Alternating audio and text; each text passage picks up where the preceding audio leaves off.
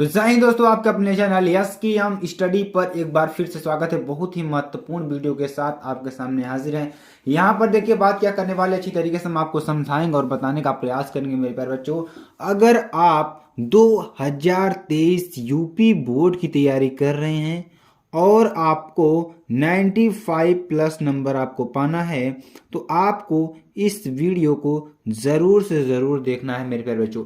यहाँ पर हम बात करने वाले हैं कक्षा 12 भौतिक विज्ञान की पाठ 4 और 5 के उन अति महत्वपूर्ण प्रश्नों की बात करेंगे जो आपके एग्जाम में एग्जैक्टली पूछे जा रहे हैं।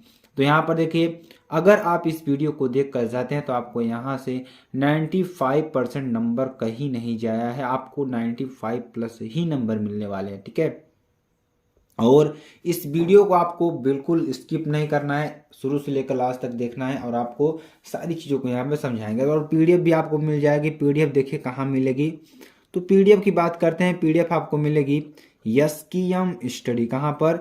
यस्कीएम स्टडी के जो ऑफिशियल टेलीग्राम चैनल है, क्या है?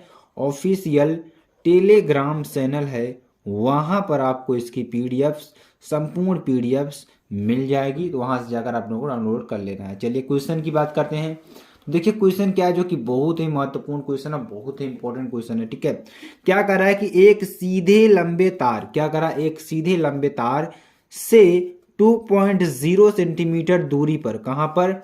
2.0 सेंटीमीटर दूरी पर चुंबकीय क्षेत्र की तीव्रता, क्या? चुंबकीय क्षेत्र की तीव्रता 10⁻⁻6 टेस्ला है। कितना है? 10⁻⁻6 टेस्ला है। तो तार में वैद्युत धारा ज्ञात कीजिए। किसमें? तार में आपको क्या ज्ञात करनी है? वैद्युत धारा ज्ञात करनी है। देखिए दिया क्या है, दिया है आपका R बराबर, सबसे पहले आपको लिखना यही है कि दिया क्या है, दिया है आपका R बराबर 2.0 सेंटीमीटर। अब ये देखिए मीटर में, सेंटीमीटर में दे रखा है, इसको मीटर में चेंज करना है। तो मीटर में क्या हो जाएगा? 2 × 10⁻² मीटर। ठीक है, क्योंकि 1 मीटर बराबर कितना होता है? 100 सेंटीमीटर, और 1 सेंटीमीटर बराबर कितना होता है? 10⁻² मीटर। ठीक है, ये आपको ध्यान देना होगा। तो यहां से देखिए वैद्युत धारा की बात करते हैं। वैद्युत धारा I = क्या हो जाएगा? 2π/μ0 × BR। क्या हो जाएगा? I = क्या हो जाएगा? 2π/μ0 × BR। तो यहां से क्या हो जाएगा? 1/2 × 10⁻⁷ क्या हो जाएगा? ध्यान दीजिएगा, 2/μ0 का मान कितना होता है? 1/2 × 10⁻⁷। और यहां से b का मान कितना आपको निकाले हैं यहाँ पर? 10⁻⁶। तो यहाँ पे हो जाएगा 10⁻�6। और अगर हम यहाँ पर देखें r का मान, तो r का मान कितना हो जाएगा? 2 × 10⁻²। इसको अगर सॉल्व करते हैं मेरे प्यारे बच्चों, तो कितना आएगा? 10⁻⁻1। इसे हम 1/10 भी लिख सकते हैं या 0.1 भी लिख सकते हैं। ठीक है, तो यहां से क्या हो जाएगा? इसका मान निकल कर आएगा 0.01 एम्पियर। तो आई होप आपको यहाँ प्रश्न अच्छी तरीके से समझ में भी आ गया होगा। चलिए अगला क्वेश्चन देखते हैं। अगला क्वेश्चन बहुत ही इंपॉर्टेंट वो भी है। अगला क्वेश्चन देखिए बहुत ही इंपॉर्टेंट ये भी है। यहाँ पर देखिए क्या दे रखा है?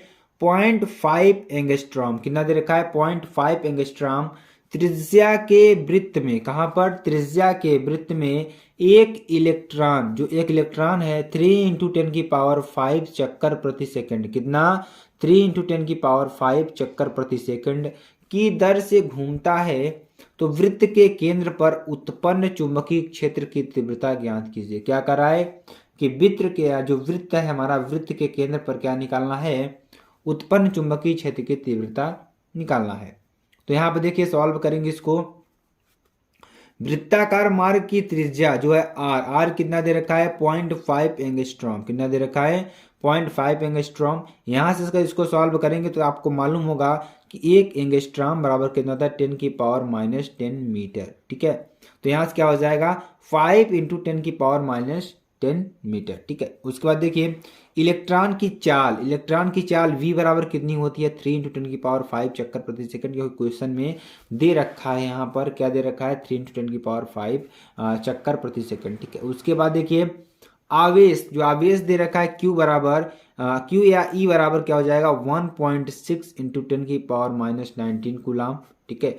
और इलेक्ट्रॉन की वृत्तीय गति यानी कि वृत्तीय पथ पर क्या कर रहा है कि इलेक्ट्रॉन की वृत्तीय पथ पर गति के कारण केंद्र पर उत्पन्न चुंबकीय क्षेत्र, ठीक है। तो किसके कारण? इलेक्ट्रॉन की वृत्तीय पथ पर गति के कारण केंद्र पर उत्पन्न चुंबकीय क्षेत्र क्या हो जाएगा? B बराबर μ0/4 pi into q v B sine 90 degree, q v sine 90 upon r square. तो यहाँ से μ0/4 pi into q v upon r square, क्योंकि साइन 90 का मान कितना होता है? 1 होता है। तो यहाँ से क्या होता है तो सॉल्व करेंगे तो 10⁻⁻7 और देखेंगे क्यू का मान कितना होता है 1.6 इंटू 10⁻⁻19 और v का मान कितना होता है 3 इंटू 10⁵ और यहाँ से r का मान कितना हो जाएगा 0.5 इंटू 10⁻10 का होल स्क्वायर। अगर इसको हम सॉल्व करते हैं मेरे प्यारे बच्चों कितना आएगा 1.9 टेस्ला, कितना आएगा 1.9 टेस्ला, ठीक है, जो कि बहुत ही महत्वपूर्ण है। चलिए आगे आपको बताते हैं। अगला क्वेश्चन देखिए क्या है, वैद्युत क्षेत्र रेखाएं, जो वैद्युत क्षेत्र रेखाएं हैं परस्पर परिच्छेद नहीं करती हैं, इसको आपको समझाना है। तो ये बहुत ही महत्वपूर्ण क्वेश्चन है। चलिए इसको समझाते हैं, आपको अच्छी तरीके से समझाते हैं। यहाँ पर देखिए यदि दो क्षेत्र रेखाएं एक दूसरे को काटेंगी तो अगर जो क्षेत्र रेखाएं होती हैं अगर एक दूसरे को कभी काट देती हैं तो कटान बिंदु पर दो स्पर्श रेखाएं खींची जा सकेंगी। अगर वे एक दूसरे को काट देंगी तो उसमें क्या होगा कि दो स्पर्श रेखाएं खींची जा सकेंगी, जिसका यह अर्थ होगा कि कटान बिंदु, जो हमारा कटान बिंदु है, पर परिणामी चुंबकीय क्षेत्र की दो दिशाएं होंगी, जो परिणामी चुंबकीय क्षेत्र की जो दिशाएं होंगी, जबकि किसी भी बिंदु पर, ठीक है, परिणामी चुंबकीय क्षेत्र की जो केवल एक ही दिशा होती, जो यानी अगर हम बात करें तो जब भी किसी बिंदु पर परिणामी चुंबकीय क्षेत्र की केवल एक ही दिशा होती है, ठीक है। अतः दो क्षेत्र रेखा एक दूसरे को कभी नहीं काटेंगी, ठीक है। तो दो क्षेत्र रेखा क्या होगी, एक दूसरे को कभी नहीं काटेंगी। तो यहाँ पर देखिए बहुत ही इंपॉर्टेंट प्रश्न। चलिए अगला क्वेश्चन देखेंगे, बहुत ही इंपॉर्टेंट ये भी है। चुंबकीय याम्योत्तर की परिभाषा लिखिए। तो आखिरकार चुंबकीय याम्योत्तर किसे कहते हैं, इसकी परिभाषा हमें निकालनी है। तो चुंबकीय याम्योत्तर की हमें परिभाषा निकालनी है। यहाँ पर देखिए किसी स्थान पर क्या करा है, किसी स्थान पर अपने गुरुत्व केंद्र से, कहाँ से, अपने गुरुत्व केंद्र से स्वतंत्रता पूर्वक लटकाई गई चुंबकीय अक्ष से क्या करा है कि किसी स्थान पर अपने गुरुत्व केंद्र से स्वतंत्रता पूर्वक लटकाई गई चुंबकीय अक्ष से गुजरने वाले ऊर्ध्वाधर तल को चुंबकीय याम्योत्तर कहते हैं, ठीक है। यानी कि अगर हम किसी स्थान पर अपने गुरुत्व केंद्र से क्या कर दें, स्वतंत्रता पूर्वक लटकाई गई चुंबकीय अक्ष से जो गुजरने वाले ऊर्ध्वाधर तल को हम क्या कहते हैं, चुंबकीय याम्योत्तर कहते हैं। अगला क्वेश्चन देखेंगे, बहुत ही इंपॉर्टेंट है, बहुत ही महत्वपूर्ण क्वेश्चन है। क्वेश्चन क्या कह रहा है, देखिए किसी स्थान पर पृथ्वी के चुंबकीय क्षेत्र की तीव्रता, ध्यान से इसको देखिएगा तभी आपको समझ में आएगा। देखिए इसमें क्या दे रखा है, किसी स्थान पर पृथ्वी के चुंबकीय क्षेत्र की जो तीव्रता है क्षैतिज घटक तथा ऊर्ध्वाधर घटक, यानी कि किसी स्थान पर पृथ्वी के जो चुंबकीय क्षेत्र की तीव्रता के क्षैतिज घटक तथा ऊर्ध्वाधर जो घटक हैं के मान क्रमशः 3 इंटू 0.3 इंटू 10⁻⁻4 वेबर प्रति मीटर स्क्वायर तथा 3 इंटू √3 इंटू 10⁻⁻5 वेबर प्रति मीटर स्क्वायर हो तो